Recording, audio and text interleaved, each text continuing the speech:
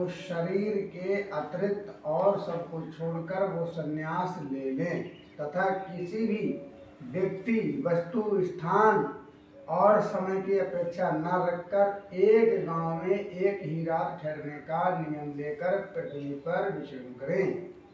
यति धर्म का निरूपण और अवधूत प्रहलाद संवाद। यदि वो वस्त्र पहने हों तो केवल कोपीन, जिससे उसके गुप्त अंग ढक जाएं, और जब तक कोई आपत्ति न आवे तब तक दंड तथा अपने आश्रम के चिन्ह के सिवा अपनी त्यागी हुई किसी भी वस्तु को ग्रहण न करे। सन्यासी को चाहिए कि वो समस्त प्राणियों का हितैषी हो और शांत रहे, भगवत प्राण रहे और किसी का आश्रय न लेकर अपने आप में ही रमे एवं अकेला ही विचरे। इससे संपूर्ण विश्व को कार्य और कारण से अतीत परमात्मा में अध्यस्त जाने और कार्य कारण स्वरूप इस जगत में ब्रह्म स्वरूप अपने आत्मा को परिपूर्ण देखे।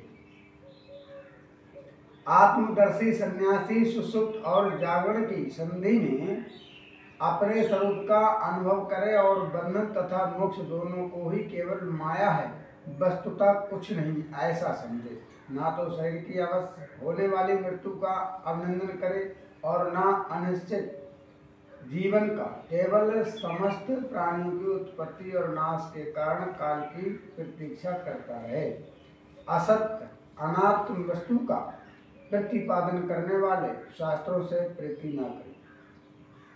अपने जीवन निर्वाह के लिए कोई जीवन का यानी जीविका का कोई भी यत्न न करे। केवल वाद विवाद के लिए कोई तर्क न करे और संसार में किसी का पक्ष ना ले। शिष्य मंडली न जुटावे, बहुत से ग्रंथों का अभ्यास ना करे कि जे पढ़ लिया दूसरा पढ़ लें, व्याख्यान ना दे और बड़े बड़े कर्मों का आरंभ ना करे। शांत समदर्शी एवं महात्मा सन्यासी के लिए किसी भी आश्रम का बंधन धर्म का कारण नहीं है। वो अपने आश्रम के चिन्हों को धारण करे, छोड़ दे। उसके पास कोई आश्रम चिन्ह ना हो, परंतु आत्म अनुसंधान में मगन हो तो अत्यंत विचारशील, परंतु जान पड़े पागल और बालक की तरह। वो अत्यंत प्रतिभाशील होने पर भी साधारण मनुष्यों की दृष्टि से ऐसा जान पड़े मानो गूंगा। युधिष्ठिर, इस विषय में महात्मा लोग एक प्राचीन इतिहास कहा करते हैं, वो मैं आपको सुनाता हूँ। वो है दत्तात्रेय मुनि और भक्तराज प्रहलाद का संवाद। एक बार भगवान के परम प्रेमी प्रहलाद जी कुछ मंत्रियों के साथ लोगों के हृदय की बात जानने की इच्छा से लोकों में विचरण कर रहे थे। उन्होंने देखा कि स्वयं पार्वती की कैलेटी में पर्वती जो पर्वत होते हैं, वहीं पर्वतों की कैलेटी में कावेरी नदी के तट पर पृथ्वी पर एक मुनि पड़े हुए हैं। उनके शरीर की निर्मल ज्योति अन्य धूल भूषित होने के कारण ढकी हुई थी। उनके कर्म, आकार, वाणी और वर्ण, आश्रम आदि चिन्हों से लोग ये नहीं समझ सकते थे कि वे कोई सिद्ध पुरुष हैं या नहीं। भगवान के परम प्रेमी भक्त प्रहलाद जी ने अपने ही सिर से उनके चरणों का स्पर्श करके प्रणाम किया और विधि पूर्वक उनकी पूजा करके जानने की इच्छा या प्रसन्न किए। हे भगवान, आपका शरीर औद्योगी और भोगी पुरुष के समान हस्तपुष्ट है। संसार का ये नियम है कि उद्योग करने वालों को धन मिलता है, धन वालों को ही भोग प्राप्त होता है, भोगियों का ही शरीर हस्तपुष्ट होता है और कोई दूसरा कारण हो तो नहीं सकता। भगवान, आप कोई उद्योग तो करते नहीं, यूं ही पड़े रहते हो, इसलिए आपके पास धन नहीं है, फिर आपको भोग कहाँ से प्राप्त होंगे। हे ब्राह्मण देवता, बिना भोग के ही आपका ये शरीर इतना हष्टपुष्ट कैसे है? यदि हमारे सुनने योग्य हो तो अवश्य बतलाइए। आप बुद्धिमान, समर्थ हैं और चतुर हैं। आपकी बातें बड़ी अद्भुत और प्रिय होती हैं। ऐसी अवस्था में आप सारे संसार को कर्म करते हुए देखकर भी समभाव से पड़े हुए हैं, इसका क्या कारण है?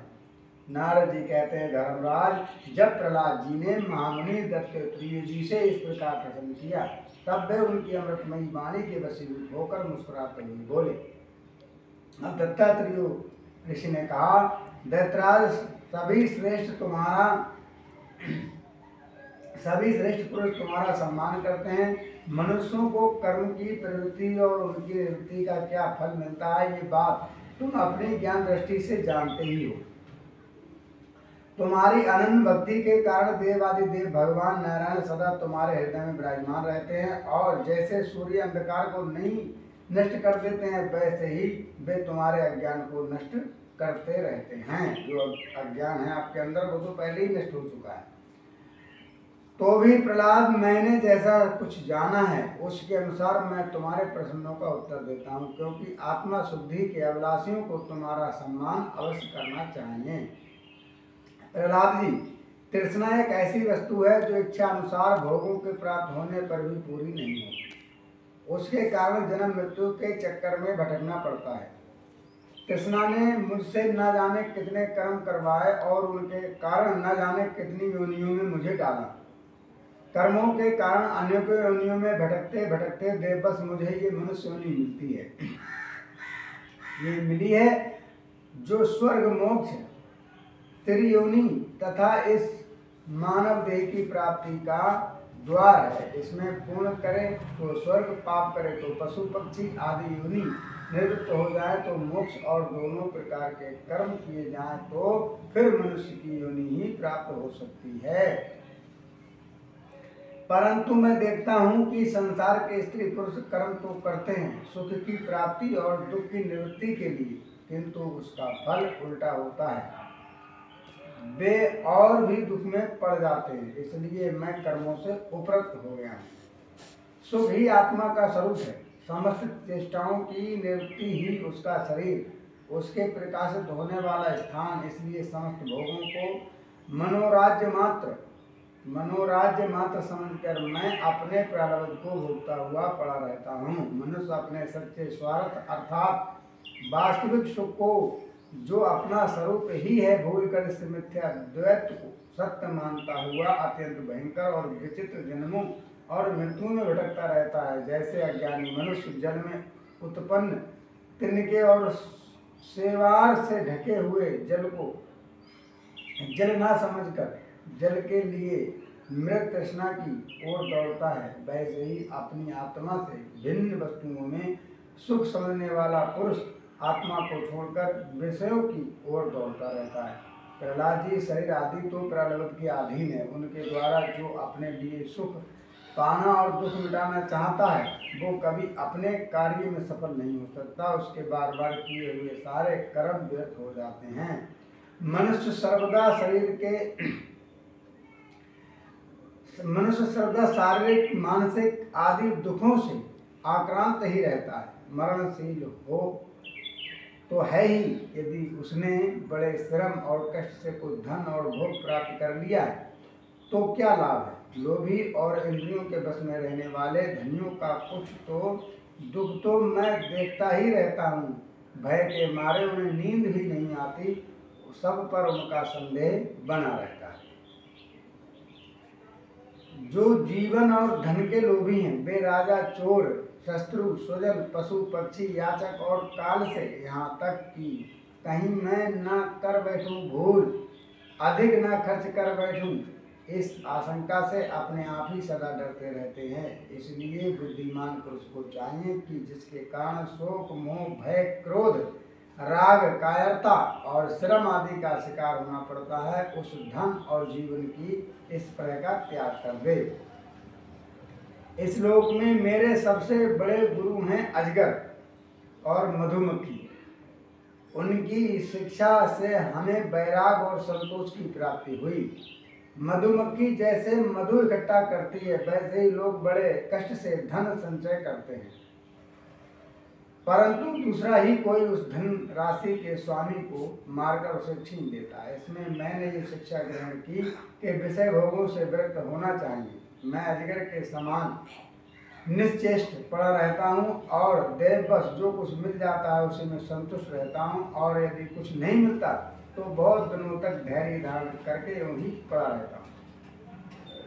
कभी थोड़ा अन्न खा लेता हूँ तो कभी बहुत, कभी स्वादिष्ट तो कभी नीरस, देशवाद और कभी अनेकों गुणों से युक्त तो कभी सर्वथा गुणहीन, कभी बड़ी श्रद्धा से प्राप्त हुआ अन्न खाता हूँ तो कभी अपमान के साथ और कभी किसी समय अपने आप ही मिल जाने पर, कभी दिन में तो कभी रात में और कभी एक बार भोजन करके भी दोबारा कर लेता हूँ।